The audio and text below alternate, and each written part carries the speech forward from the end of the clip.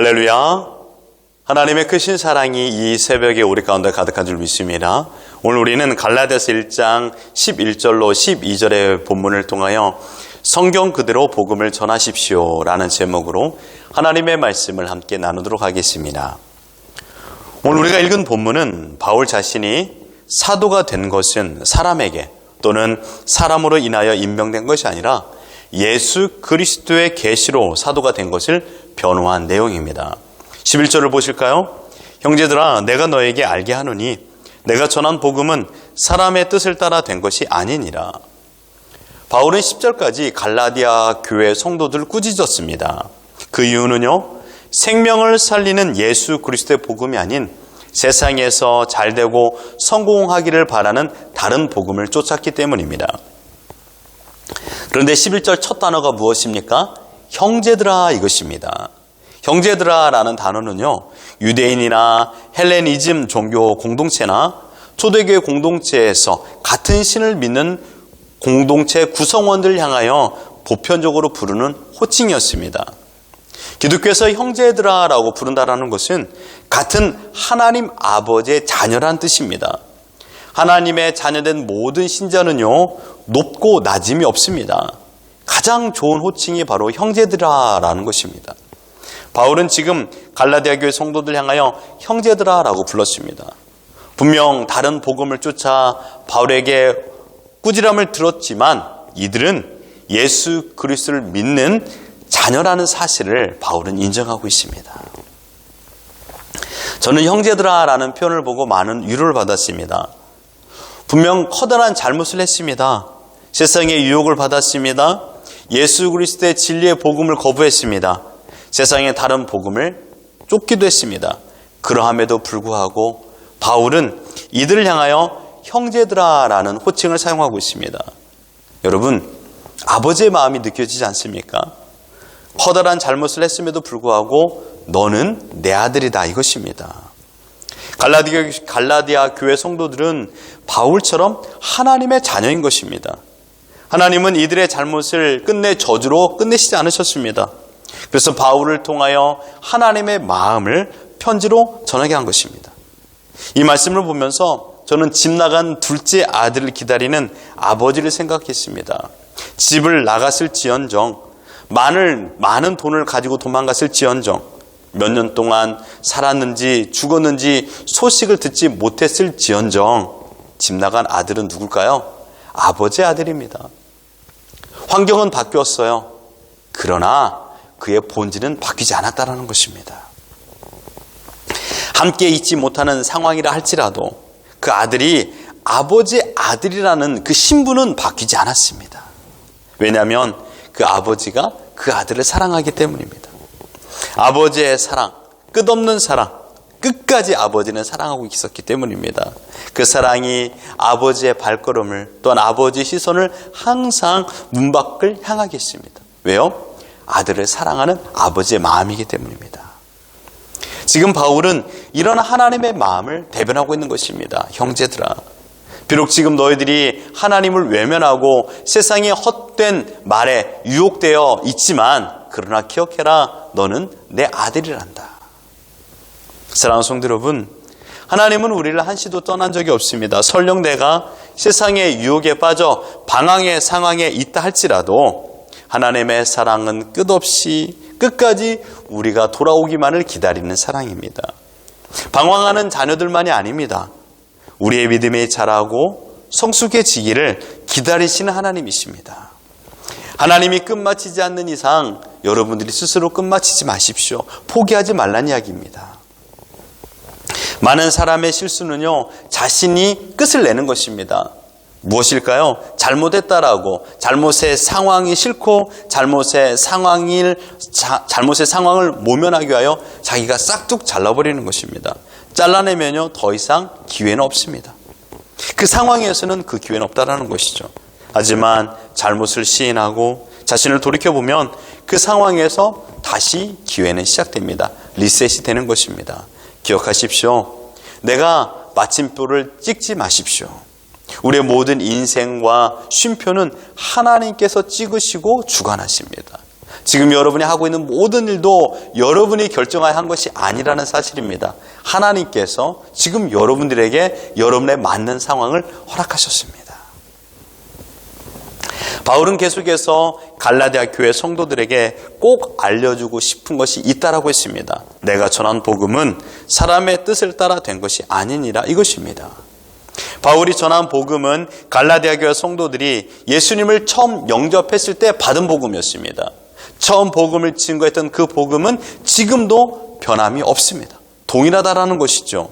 이 복음은요, 갈라디아 교회 성도들의 마음을 요동치게 했고 세상에 헛된 야망을 쫓아 있던 이들이 생명을 살리는 복음을 듣고 갈라디아 사람들에게서 갈라디아 교회 성도라는 이름을 얻게 되는, 그런 호칭을 얻게 되는 능력의 복음이었습니다. 예수님을 구주로 영접하게 된 것이지요. 바울이 전한 복음은 사람의 뜻이 된 것이 아니라는 말의 의미를 바울은 12절에서 설명하고 있습니다. 12절을 보십시오. 이는 내가 사람에게서 받은 것이 아니요 배운 것도 아니요 오직 예수 그리스도의 계시로 말미암은 것이라. 12절 전체가 바울이 전한 복음이 사람의 뜻으로 된 것이 아님을 설명하고 있습니다. 바울이 말한 것을 보십시오. 사람에게서 받은 것이 아니요 사람에게서 배운 것도 아니라라고 말했습니다. 오직 예수 그리스도의 계시로 말미암은 것이라는 사실을 분명히 말하고 있습니다. 여러분, 무엇과 비교되지 않습니까? 사람에게서 받고 사람에게서 배운 것, 즉 유대주의자들이 가르친 거짓 복음, 율법과 비교됩니다. 유대주의 사람들은요, 그러니까 선조들에게서 율법의 다스림을 받았고 율법의 모든 것들을 선조들에게 배운 것입니다. 이들은 어릴 적부터 율법의 환경 속에서 사람의 말한 이야기를 들었으며 율법의 가치관에 자신의 가치관을 맞추며 살았습니다. 율법적 사고와 율법적 행동으로 모든 인생을 살았습니다. 그러니 그들의 말은 철저하게 사람에게 받고 사람에게서 배운 것을 그대로 말하고 있는 것입니다. 하지만 바울이 전한 복음의 근원, 기원은 어디입니까? 오직 예수 그리스도의 자기 계시입니다. 예수 그리스도의 계시라는 것은 계시의 주체가 예수 그리스도라는 사실입니다. 이것은 누군가로부터 깨달아 예수의 가르침을 듣고 전하여서 내가 깨달음을 받은 것이 아닙니다. 오직 예수 그리스도께서 소유하신 계시를 바울에게 계시하셨고 그 계시로 복음을 소유하게 된 것입니다. 바울이 전한 복음은 그러므로 순도 100% 예수 그리스도로 말미암아 부여된 것입니다. 여기에 단 1%도 인간적인 요소, 인간이 깨닫고 인간의 지식과 인간의 경험을 통하여 전달된 것이 아니라는 것입니다. 1절에 바울은 이것을 강조하여 먼저 표현한 적이 있습니다. 사람들에게서 난 것도 아니요 사람으로 말미암은 것도 아니요 오직 예수 그리스도와 그를 죽은 자 가운데 살리신 하나님 아버지로 말미암아 사도된 바울은 이라고 말한 것처럼 바울의 복음의 기원과 바울의 사도됨의 기원이 오직 예수 그리스도로 말미암아 비롯됨을 강조하고 있는 것입니다. 그래서 1절에서 오직 말미암아라고 표현했듯이 12절에서도 오직 말미암아, 동일한 표현 방법을 반복하여 강조법으로 사용하고 있다는 것입니다.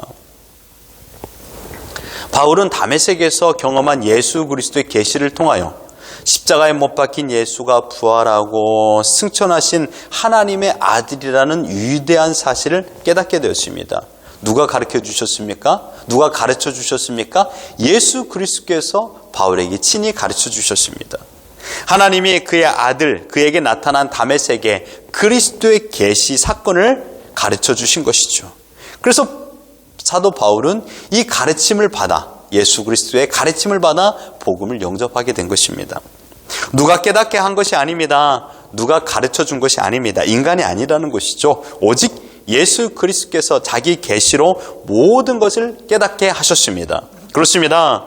우리가 예수님을 믿는 것은 누군가가 믿으라고 강요하지 않아도 믿어지도록 예수님께서 자기 계시로 우리에게 깨달음을 주신 것입니다. 바울은 오늘 본문에서 복음은 인간이 꾸며낸 얘기가 아니라 오직 하나님으로 말미암은 것이라는 것을 말하고 있습니다. 그리고 자신이 받은 복음에 인위적으로 더하거나 빼는 행위를 하지 않고 있는 그대로 갈라디아 교회 성도들에게 복음을 증거했습니다. 그 복음의 능력으로 말미암아 갈라디아 사람들이 갈라디아 교회 성도가 된 것입니다. 오늘 본문을 읽으면서 저는 바울의 담대함을 느끼게 되었습니다. 왜냐하면 그는 어떠한 이유로도 어떠한 상황에서도 설령 자신이 어려움에 처한다 할지라도 복음 증거에는 흔들림이 없었습니다. 이런 담대함을 가진 이유가 무엇일까요? 복음의 기원이 예수 그리스도이기 때문입니다. 만약에 사람이 깨닫고 사람이 이해하여 전달한 복음이라면 상황에 따라 달라질 것입니다. 그러나 예수 그리스도가 자기 계시로 증거하여 주신 이 복음은 결단코 바뀜이 없습니다. 흔들림이 없다라는 이야기입니다. 사랑하는 성도 여러분, 우리가 믿는 복음은 인간이 만들지 않았습니다. 누가 찾아와서 복음의 기원을 논하자고 하더라도 그러므로 여러분 두려워하지 마십시오. 우리가 복음을 이야기하며 나를 위하여 죽으시고 나를 위하여 부활하신 예수 그리스도의 진리를 말하지만 들을 수 있는 귀가 없는 자들은 결코 우리 이야기를 이해하지 못하고 우습게 여깁니다. 바울도 똑같은 상황을 경험했습니다. 하지만 두려워하지 않았습니다. 근심하지 않았습니다. 한탄하지 않았습니다. 여러분 기억하십시오. 복음은 설득이 아닙니다. 복음은 증거입니다. 우리가 해야 될 것은 예수 그리스도의 자기 계시로 주어진 복음을 있는 그대로 전하는 것입니다. 이것이 우리의 사명입니다. 뭐라고요? 있는 그대로 성경에 말씀한 그대로를 전하는 것입니다. 복음의 능력이 우리를 살렸듯이 우리가 성경에 있는 그대로를 전할 때 그 상대방도 복음의 능력으로 살아날 줄 믿습니다. 우리의 언변은 부족하지만 우리가 전하는 복음은 강력합니다. 우리도 복음의 능력으로 말미암아 지금 예수님을 믿고 있다는 사실을 여러분 기억하십시오. 그러므로 두려워하거나 염려하지 마시고 성경에 기록된 그대로 예수 그리스도의 자기 계시인 놀라운 복음을 증거하십시오. 이 위대한 사랑으로 오늘을 살아가는 우리 모두가 되기를 예수 그리스도 이름으로 축원합니다.